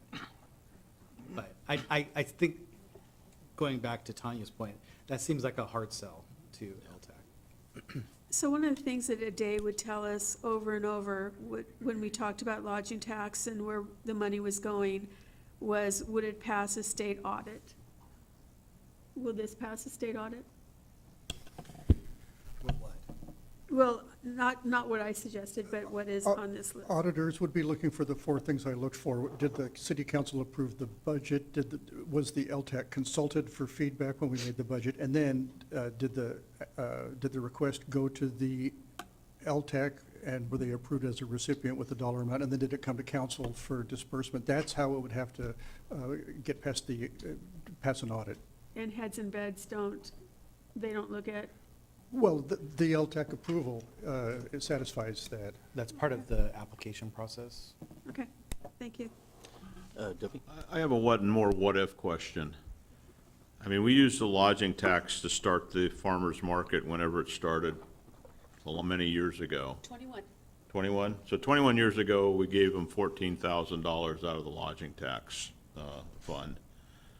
And so, I mean, we put this budget together, but can we come back later and if we decide that somehow the city is going to get re-involved in the farmer's market, if it was, or maybe the community market that people are talking about, would those funds then be available if the hotels said, hey, this is good for heads and beds for us to explore? So essentially, as Ryan said, the process is there's an application that's made to the Lodging Tax Right. Committee. So if there was an application made and that was a compelling event that could be shown, hey, this is going to bring, and again, a tourist is defined as 50 miles or more Sure. outside of the area. If that argument can be made, that is certainly something that could be submitted. Is it something that may or may not go? I can just tell you from my experience, it would be tough, but I mean, certainly, you could apply, I mean, and would the- it's would up the- to them. Would the city apply? I mean, could the city apply? Or does it have to be an individual or an entity? Whoever owns City the, did twice. Yeah, if it's a city event, the city would apply. If it's not a city event, then it would be Yeah. whoever's running it. Okay. It kind of depends on who we're so in that dispersing case, to. the 501c3 would apply as the applicant. So whoever is owning the farmer's market as the 501c3 would apply. Okay, thank you. And just as a point, it is something that the Economic Development Department does. If someone applies, we help to formulate the applications in a way that, based on our experience, that would be supportive of, an application being put through. Thank you. All right, no more questions? I actually have some questions now. Thank you guys for taking most of them. A couple of my questions are, since I do give the credit to the city for looking outside the box for this money. Definitely, I've had a couple conversations on the side about this one because it is quite interesting. Some of my questions now say, since we've opened this can of worms and what the city can use and that money's sitting there that everybody's looking at now, the MOUs that we just signed for the PAC, for the groups to come in there and perform, do those MOUs, could those actually have been people who actually filled out the LTAC form and got money that way? Are those guys eligible for it? This would be like the, what is it, I'm going to say Harmony King, I got a couple on here, Federated Choir, are those? We have So the Harmony Kings have applied before. They have events, so they've applied for their events that take place, and they have been funded before. So they can certainly apply, but again, it's the same rule of, in the case of the Harmony Kings, they applied for an event to support that event. So, for operational funding, again, they could certainly apply, but it comes back to the same thing. The fund can only be replenished through heads and beds, and so that is kind of the driver of how you apply and what you apply for. So yes, in short, they could apply, and they just need to prove their case. Okay, so when they do apply, so any of the MOUs that we have, you're saying the events would qualify, but maybe not some of the other stuff? Yeah, I mean, essentially, again, if it's something that drives heads and beds, then that's a pretty easy application and sell. If it's something, for example, the things that we discussed previously, it would be a harder sell. And again, the hotels are the ones that pay for this. So really, it's not staff that you would have to sell this to. Staff can advise just based on our experience, but it's the Lodging Tax Committee, who, again, just to reiterate, it's not just the hotels. We have to have hotels on one side, so they're the funders, and then we have to have the fundees, i.e. like the Aquatic Center and the PAC are on the committee as well, because they can be funded by a grant. I get that. So pretty much all the MOUs we just signed for the PAC could potentially be moved underneath this funding mechanism then? Maybe another way to say this is the legal threshold is pretty low Yes. to qualify for these funds. The practical threshold of getting an LTAC to approve it is probably the higher. Oh, I understand that. So, Selling it's yeah, a different story. but I'm looking- hypothetically, any of these things that drive tourism could be funded by LTAC. So including like the arts programs and the stuff that they do for events and everything like that? If LTAC thought it was worth their Okay. money. One of the conversations we're having up here is like, what is the actual policy with this money? And in my mind, when the city goes out and says, I want to, if 300,000 comes in a year and 250 is automatically sucked up by economic development and 150 is taken up by the PAC, that's 400,000. That leaves no money for any group that's outside the city, which is part of the reason why we're having this conversation. I sat in the LTAC and I listened to the whole conversation. I've actually read the packet, so I actually know what we're talking about tonight. And my concern and consideration is having the council determine how do we want to spend this money. The threshold is low, it still has to be sold off, but in my mind, having these groups using that money instead of coming from a general fund or another fund funding it, releases money to be given to the economic development to hire somebody who doesn't just focus on tourism, but actually can focus on reach out for businesses and tourism as a little bit of a separate thing. You can't hire somebody to do business reach out unless it's tourism based. So I'm looking for ways to say, yes, that pool of money is now available to the city to use, but what is the best use of that restricted fund? And if that restricted fund can be used for these other additional products that are taking general funds, that opens up general funds to be put into other departments. So there's a better way, in my mind, of playing the game in the future. Now, I don't think as it's stated, we can't make any changes to anything LTAC presented, which puts us in a big dilemma in a minute when we start voting on this stuff. So I just want to make sure I understood what would be able to go through LTAC and what LTAC was able to use. So that's all I have on that one. If you'd like to move forward to actually the G presentation, then we can discuss that part of it now. However, Oh, you have a question? the council can support or not support what LTAC wants. We just can't change what it is that Who they moved money. have moved forward to us. Correct. But we can say yes or no to it. Correct. Thank you. One thing just to add on the comment of, not being enough funds, there is essentially $2 million in the fund right now.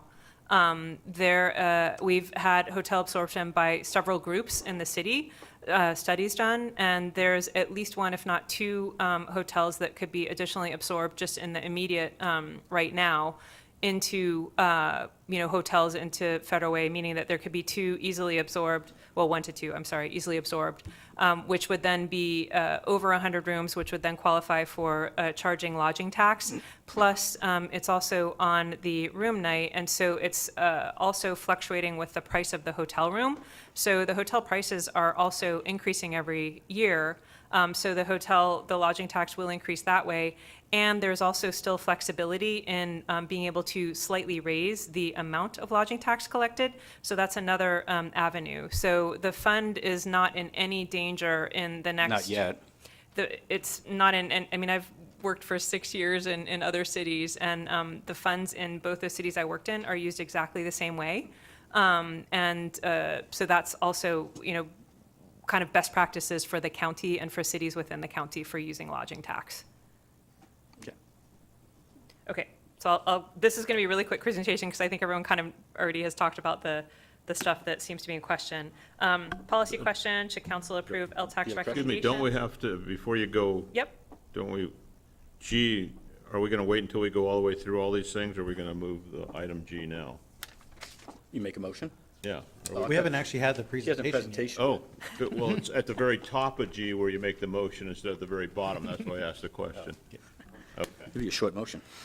I'll make it really quick because it's all really just here on this grid. So we tried to make it really convenient to put all of the lodging tax applications on one grid. You do have in your packet all of the actual applications. I didn't think it was necessary to go through in detail because Ms. Washington has done 3 events with us before, the Seattle Sports Commission. We've done that for, I don't know, a decade or more. The only way that we can get the next two, the NC2A and the Big 12, is if we are members of the Seattle Sports Commission, because they are the body that actually applies for these. We can't apply. So, for example, the World Cup, the Seattle Sports Commission, of which we sit on, I'm the commissioner representing Federal Way, this whole region couldn't have gotten the World Cup without that. So again, NC2A, Big 12, those things cannot be won for our aquatic center unless we're members of the Seattle Sports Commission. So the NC2A event, that is, it's a nationally televised event. ESPN will be here. There's over 450 athletes. There's at least 1,000 spectators, and spectators includes the teams, their parents, other spectators, the coaches, et cetera. Same thing for the Big 12. So these are pretty good estimates based on historicals and other cities that have held these events. And then we've already discussed economic development and PAC marketing. One point on the economic development side, there are, as you saw in your packet, 5 elements to that. So it's everything from the partial staffing to the destination management organization, which will be selling Federal Way. That's a whole team of folks that goes around regionally and nationally to sell everything from the PAC to Dumas Bay to Celebration Park to any other facilities that we have to attract tourism, Wild Waves as well. The other part of this, as I mentioned, is that this is best practices for most cities to do this with their lodging tax funds. So with us not doing that, we currently are not competitive with any of our neighbor cities because we don't do any marketing. So for us to not do this program on tourism marketing, we are continuing to not be competitive, but we're losing ground because, as I'm sure everyone is very well aware, 5 years ago, it was kind of standard practice to maybe post something on social media maybe once a week.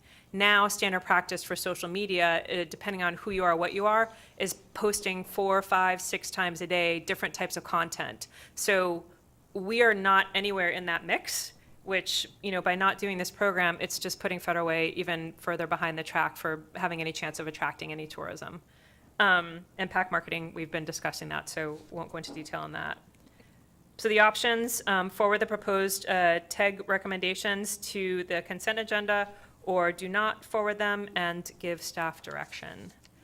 And I believe Ryan, you can articulate what that looks like as far as so pushing forward the partial, what we talked about before. The I'm not sure 25 there's an versus- appetite for partial. Let's hear what the council has to say. I have one more question. Oh, I got Sorry. discussion, so go for it. The part where the Seattle Sports Commission, I thought in the old days, since we had this great pool, as I remember Mike Dunwoody always saying, he was going out and getting these swim meets. Has that all changed now that you have to have an intermediary? Like, I'm not saying the commission's bad, they've done a lot of good things, but they're not the ones actually getting the NCAA. Yes, they are. But they never used to. It used to be Mike Dinwiddie with the pool at King County, as I remember. It's a great question, and there is a And I'm nuance not- there. I just So- trying to understand yeah, it. Great question. So there's a nuance. There are certain levels of events. So NC2A is the, National Collegiate Athletic Association. That's a national event. So that is something that has to be bid on. If it's like the Masters Nationals, that's not something that has to be bid on. But it's just something that we happen to have one of the top pools in the country that can host that kind of event. And so it is kind of, we happen to, be really lucky in that fact. But these national events that are nationally televised, that have, they bring in the big guns, basically. That's not something that we can do on our own. We're not permitted to. So Wazoo actually was the one with the Sports Commission that bid, and the Sports Commission is executing the local organizing committee. So they're doing the bidding and we're contributing 70,000 to the bid, basically. Correct. And Yep. the other one, we're contributing 20,000 to get them to come here. Correct. Okay. Yep. Thank you. All right, I'd like to open it for a little bit of conversation then. Is that something, do we have to wait to a motion to have conversation? Okay. I've read through both the proposals, like I said to the city, I think they've gotten smart on what they're doing. I don't just like the way they're doing it. I don't think it's smart enough. I think they're not using the general funds for more flexibility and then taking the items that are in the general fund, that are being, being paid for by the general fund and sticking them under LTAC is a lost opportunity. And then I also look at the amount. We're hiring more companies to work for economic development team for this one. I have no problem with G1 through G4, no problems whatsoever. I thought they had good presentation, everything like that. But when it comes to G5 and G6, I would assume that since heads and beds are so important, that you would at least want to fill out the form to have head and beds. And I've looked at your applications, and some of these applications did not have it filled out. I mean, you can make the excuse that it's for the facility, but when your facility has the write-up saying that you're going to be doing tourism marketing initiatives, I would assume that that would come back with at least those initiatives are going to have some kind of benefit that we can see tangible. You filled out on yours a nice bed list of what you expected for events and for actual revenue coming into the city. The PAC at 150 left it blank. So it makes it really hard for me to say that the PAC, I'm willing to give $150,000 more when the marketing write-up says that what they're going to do is not do what they did last year, not use a limited scope from last year. They're going to bundle tickets and hotel stays and dining experiences. I mean, we've had the PAC for years, and I'm wondering why now we're all of a sudden going to do this package stuff. I think the PAC in itself is something that needs to have a conversation. We're going to have it for life, but I think we need to reevaluate what it actually can do. There's a set revenue that that business can bring in, which means the only thing we can adjust is going to be expenses in that particular item. As for the economic development, like I said, I would love to see, well, 250 I feel is like too much money taken out of the pool, but I'd love to see another employee there to reach out, to have that tourism, to do that. This doesn't allow us to have that flexibility for that employment. If we were to have that money go to an actual event that the PAC has going on, where we give the money to someone who's coming in and using our facilities, or using it for, like I said, one of the general events the city puts on, that restricted fund can be utilized for it, and then freeing up general funds to get that employment or that employee underneath the department so we could do some of this stuff. I don't agree with doing tourism marketing when the city that we have people coming to, the number one complaint I have is the amount of homeless people, the break-ins, the garbage. I want a clean city. A clean city will then generate tourism. I want a place that tourists want to come to. I don't want to advertise something that may blow back on us. So, in a long story short, I have no problem with the motion and pushing forward items G1 through G4. if G5 and 6 are on the motion, it might just die. But just be blunt about it instead of messing around.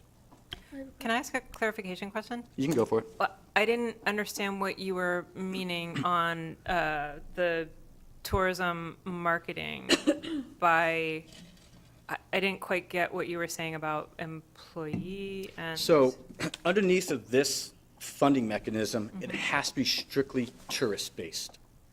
I feel what's needed is tourists with business outreach. Business outreach does not fall under tourism. So if we were to hire an employee underneath the economic development department, that person would, in my mind, need to be more business outreach, which this doesn't cover.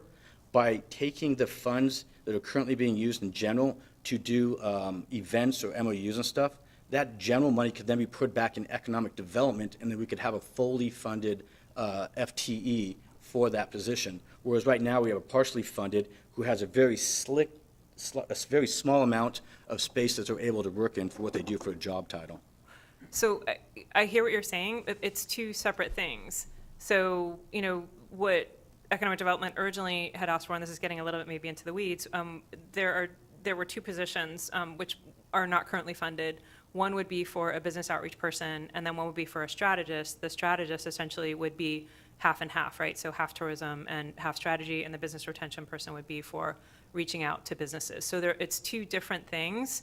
And You could morph them into half and half, yeah. get rid of the administrative But strategy. the tourism person, the great thing about the way that it's structured now is you can do two things. Number one, if, for example, we were to get an extra position for that could be funded with the 75%, then that person is not only working on tourism, but can also do the business outreach. And so, that's a separate discussion. If that person doesn't get hired because we don't get that budget, we have our plan A, plan B. That is money that we can hire an external person to do the sales and the outreach. So either way, it's a win-win, and it's not a zero-sum game where it's either or. This is doing a lot more than. It's a zero-sum game with the use of this money. This money has a zero-sum game attached to it because it can only be used for tourism-related activities. So it is a zero-sum game with So this why wouldn't bucket we of use money. it then for the? Because for the tourism? I'll make it very blunt. The city shouldn't be using the money. The city should be giving it to events and smaller opportunities, groups that come to the city that qualify for the tourism. The city designed this tax, they collect the tax, and then they collect the tax and put it into the departments. That is not how I believe this was designed. It was designed to collect the money and then find ways to provide financial opportunities to people who want to come to the city of Fedgeway to do events. That's what we have when we had the, what's the first one? Miss Washington State Pageant. That is an event that comes to the PAC. They bring money, they bring tourism, they bring all that stuff. They receive money. One of the things we had a question on beforehand was, does the PAC have a link on the website to this funding mechanism? Do we hand it out to every single event person who comes in? Hey, did you know that we have this money set aside for you guys?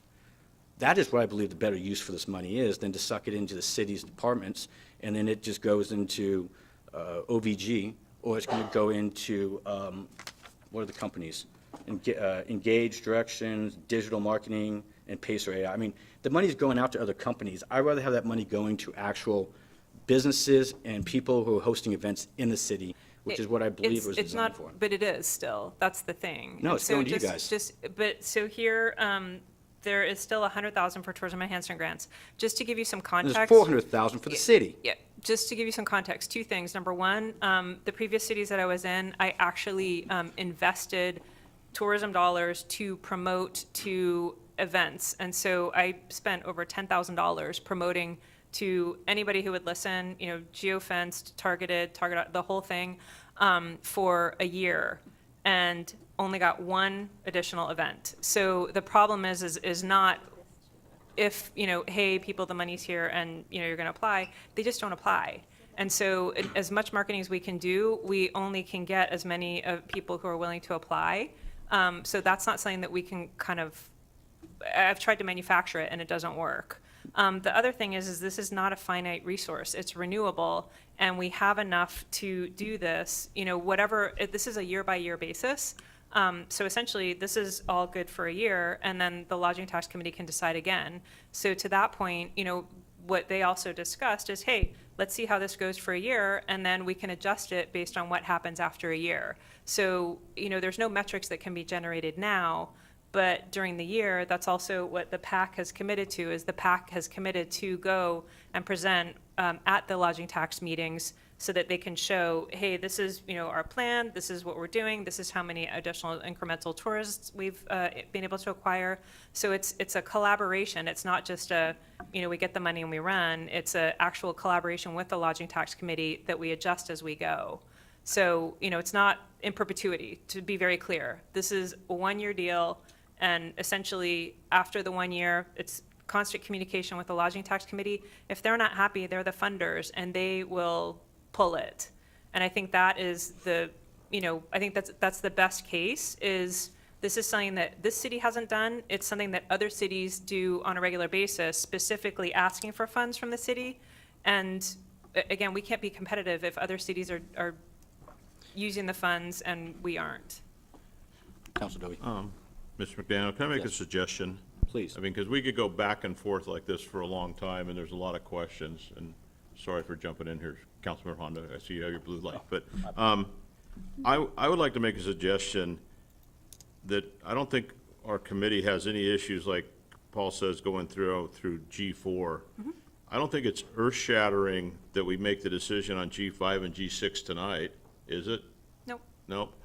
And there needs to be I could amend the motion going forward that we pass G through G4. Councilmember Dovia, can I interrupt? Yes, So these are being presented as one item. I know, but we can break it up, can't we? We can't. We haven't set it up that way. Oh, So well, what we then we can have to do- say no?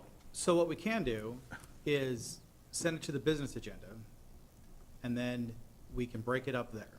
Okay. So sending it to the consents for non-controversial items, this has been Right. presented. Clearly, there's heavy disagreement on the last two items, at least here. And I So don't- that's probably a better way to handle it. Okay, that's what, and I'm not suggesting that we're controversial here, but I think we need a little bit more input and some more thought on the last two, so, And I mean controversies in, okay. it doesn't sound like everyone's Okay. anxious to say yes to this, so. So would you be okay if we move this to Yeah, the business? I would like to see the financial director put together that concept I said. If we pulled money that was being used by general funds into this category, how much would that loosen up in the general fund to be then utilized in other areas too? I'd be curious to see what that is in that meeting.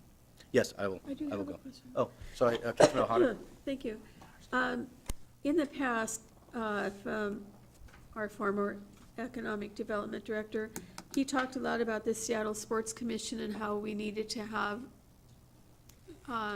quite a bit of funding available for when they needed our assistance to get events here. And I'm wondering, with the soccer tournament that's coming in 2026, what the Seattle Sports Commission will be asking us for.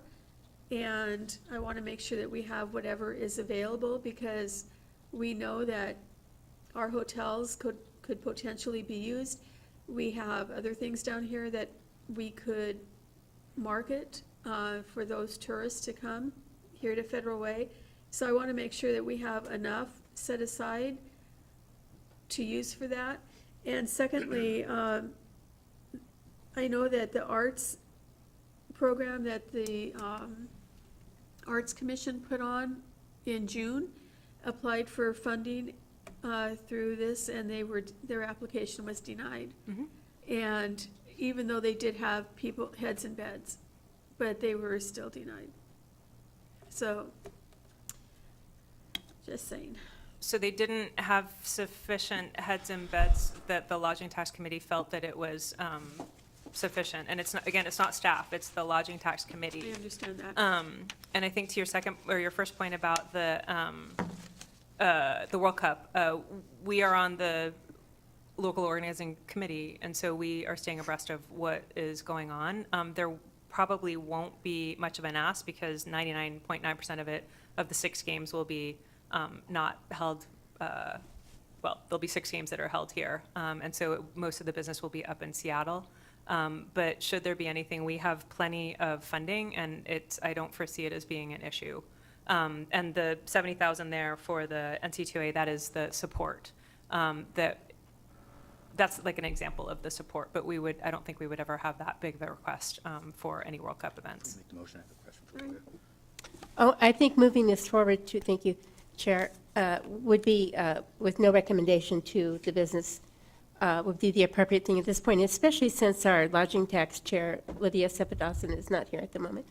But I also want to mention that the manager of the King County Aquatic Center, Mike Dunwoody, is retiring at the end of this year, and we might want to also consider having some kind of a reception for him toward the end of the year. And just want to bring that forward so people can remember. Yeah, I was just going to say, you're with the soccer, the World Cup, the 6 games here, last week or whenever it was when Beth Knox spoke at the Good Eggs Breakfast, she said she anticipated that there would be a lot of heads and beds clear down here from that. Yeah. And so that there would be, that the whole region would have, there would not be many supposed to be open. vacancies in the whole region. Correct, but as far as using dollars, there is no specific ask. I mean, the heads and beds will just be coming because of the event, but there's no event ask for anything. So I'd like to move item G to the October 1st, 2024 business agenda. Second. Do we need to say no recommendation? I mean, it's not for approval, it's just moved to. Okay. So, sounds like the right. That's a good motion. I will second the motion. Any discussion? I think we're good. All right, all those in favor, say aye. Aye. Aye. Matter passes. Thank you very much. Chair, Moving on. could I ask a question? Go for it. It sounded to me like you wanted me to do some homework in regard to the budget. Yeah, I'm but- curious to see in the future, using this mechanism, the MOUs that we signed with the PAC, the other items, whether they get passed or not by LTAC, a different story, but what is that number? How much money is being taken out of general fund? It might be reallocated if they're able to get it through the LTAC funding. I will come back on that, I think, because I think the answer is 0 is coming out of the general fund. But regarding those MOUs for the resident artists, okay. Thank you. It's a good discussion. I'll send you an email. Thank you. Thank you. Just to be clear, that would be conditional, right? Because that wouldn't be a given. Whatever equation he's doing, it would be It's just contingent like on this, the lodging nothing's tax. a Yeah, given. okay, Yeah. yeah. Okay, thank you. All right, thank you. Moving on to item number H, AP vouchers from 7/16/2024 to 8/15/2024, and payroll vouchers from 7/1/2024 to 7/31/2024. Good evening, Chair Chase. McDaniel, Council President, Coach Mar, Council Committee members, and Council and the public. Before you are the AP vouchers for July. So the total amount in July is $5,524,741.76. These are a little high just due to construction being up in that period, as well as professional services. And then payroll vouchers were normal for a month without payroll taxes. And it's still in July, so slightly higher just due to temporary staff in the Parks Department. And I'd be happy to answer any additional questions. Thank you, Councilmember Honda, for the email, as always, on your questions. We sent an email back out on that, and we'd be happy to answer anything else that you may have. Thank you for your responses. Only question, more of a comment, is I know we have jail service costs in there. Can we add the medical side? I looked at mental health and stuff. It was like an $80,000 per month cost. If we could add jail service costs to include the mental health and the physical health that's included in there. Absolutely. I appreciate that. Thank you. We're good to go. I move to forward the vouchers to the October 1st, 2024 consent agenda for approval. I second. We have a motion and a second. All those in favor, say aye. Aye. Aye. Motion carries. Thank you very much. Moving on to item number I, AP vouchers 8/16/2024 to 9/15/2024, and payroll vouchers 8/1/2024 to 8/31/2024. I'm almost going to say the exact same thing. So AP vouchers were $5,329,731, a little higher due to construction projects that are ongoing, one of these being the M&O facility And then payroll vouchers, again, we're on target with prior months. No payroll taxes yet because it's not a quarterly. And pretty basic. We also were able to help answer some of the questions that came from Councilmember Honda, so thank you again. And we'd be happy to answer any additional questions that you have. Seeing nothing, motion please. I move to forward the vouchers to the October 1st, 2024 consent agenda for approval. I second that. I have a motion and a second. All those in favor of the motion say aye. Aye. Aye. Motion carries. Thank you very much. Thank you. I believe last item on, oh, two more. No, I got a J and a K. Oh, anyways. Item number J, monthly financial reports, July and August 2024. With your permission, I'll combine them since it's kind of cumulative, and this may be the this is the shortest financial report I've ever prepared because we are in the midst of a budget cycle. You have heard about revenues and expenses and everything ad nauseum, but there are a couple of items that do bear sharing. I'm sorry. Here's what I'm going to cover. I'm going to mention the recent Fed rate cut. I do want to give you an update on REIT and sales tax. Those are newsworthy. I want to talk about the bond proceeds that we just got, how that's going to affect our cash. And in your monthly financial report, we have a new page. It's the ARPA spending report. The Fed met last Tuesday and Wednesday. This is a graph that appears on, you can find on the website for the Federal Reserve Bank of St. Louis. And what it shows is that back in 2022, that's when the Fed started making 0.5% and 1/4% rate hikes. They made quite a few, and then it leveled off back in early 23, and it's been that way for about a year, and it stayed. The target rate was 5.5%, and then just last Tuesday, they made their first rate reduction. Of the two options that they had, they were considering 1/4 point or 1/2 point, and they picked the most aggressive one. And the interesting thing, when you look at the last time they went through this kind of a cycle, they went up very, very slowly. They only made 1/4% increases, and when they decreased in a hurry. Well, why was that? That was during the pandemic. That little shaded bar there in January of 2021, that's what economists use to indicate when a recession was. So a recession, I guess, was happening, and they just brought the rate right back down to near zero.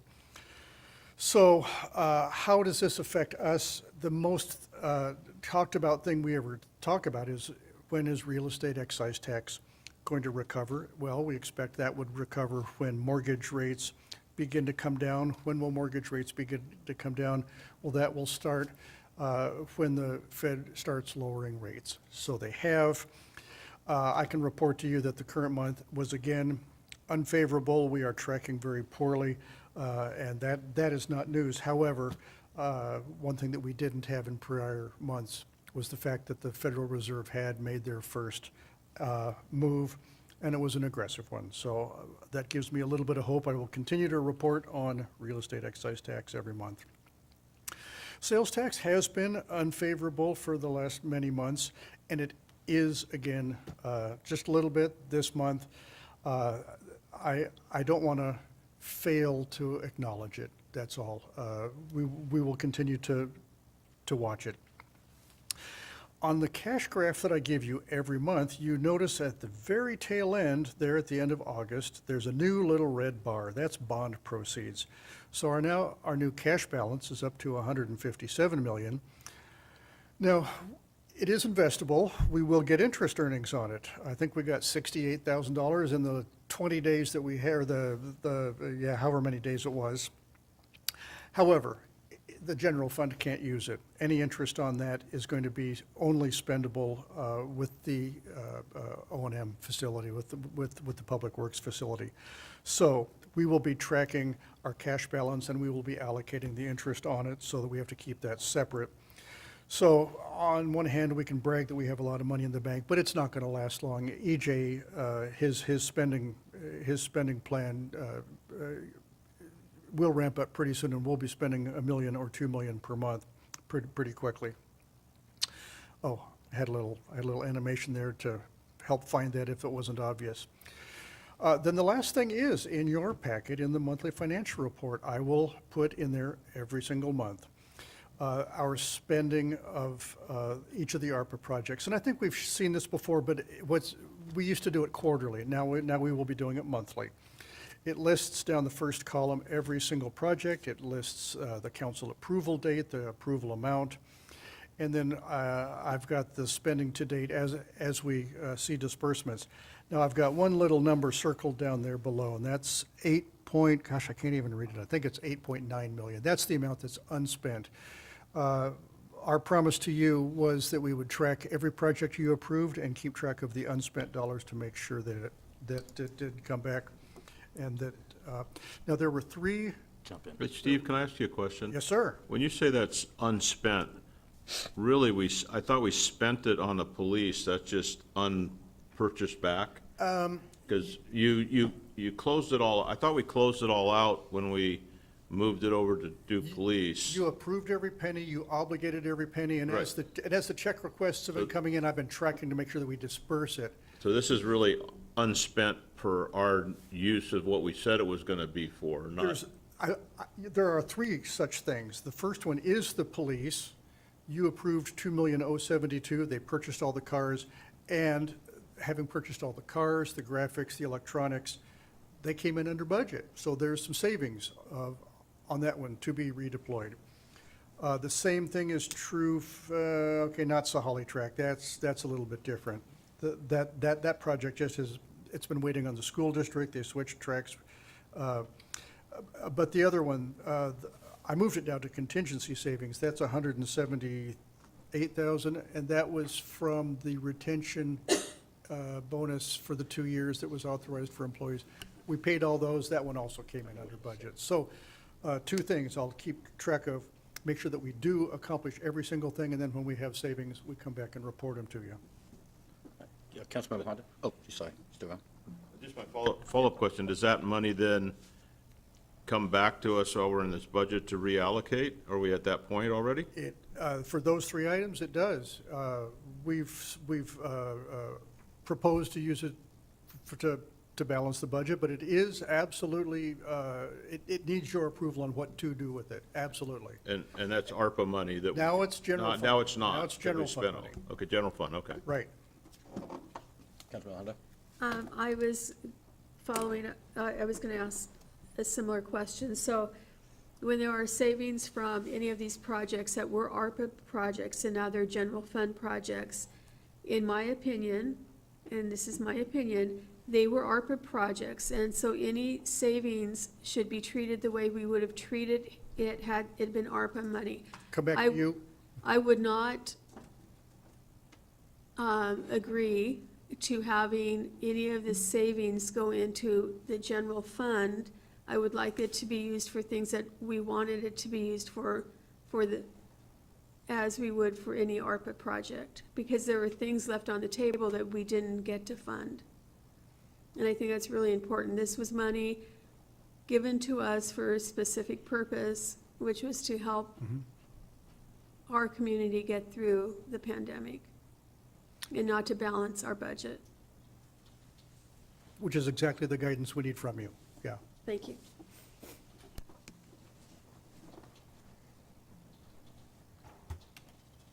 I'm done. Any questions? All right. I would have given you the same thing I give you every month, but I think we've already covered it in budget sessions. Yeah, I'm just going to run through some numbers. So sales tax, property tax, state shared revenues are all down. But then we have CD permits that are up quite a bit. I know when we had the schools being built and stuff, that was a big CD permit. What is bringing in the big money for the CD permit? It's over, it's collected more than was budgeted. So what is is it the Sound Transit or I what? can get you that answer. I don't have it off the top of my head, and that's going to be in Keith Niven's area, because that's a lot of residential and commercial projects coming in for which we collect fees. We know about it when we see large projects. Otherwise, it's just a lot of a large volume of small dollar. I can get that. I'm just curious. It was such a big number. But telling you what it is tells you that It's doing better than budget. Yeah. So that tells you that the permit activity in our city is doing well. It's doing less, it's not doing as well as last year, which just tells you last year was a really good year, and we're still having a good year. So I can get you that detail. I can get with Keith and his team. Yeah, I just want to see if it's big projects that are coming to an end, or if we got some small ones coming up that just kept going. All right, no other questions? Do you want to give a motion? Sure, I move to forward the July and August 2024 monthly financial reports to the October 1st consent agenda for approval. I second that. We have a motion and a second. All those in favor, say aye. Aye. Aye. Motion carries. Thank you. All right, down to the fourth one, item other. Does anybody have any questions or comments or anything they'd like to add today? I think we're all ready to go home. In that case, I will adjourn the meeting. Thank you. Tomorrow night. Oh, yeah, see you tomorrow.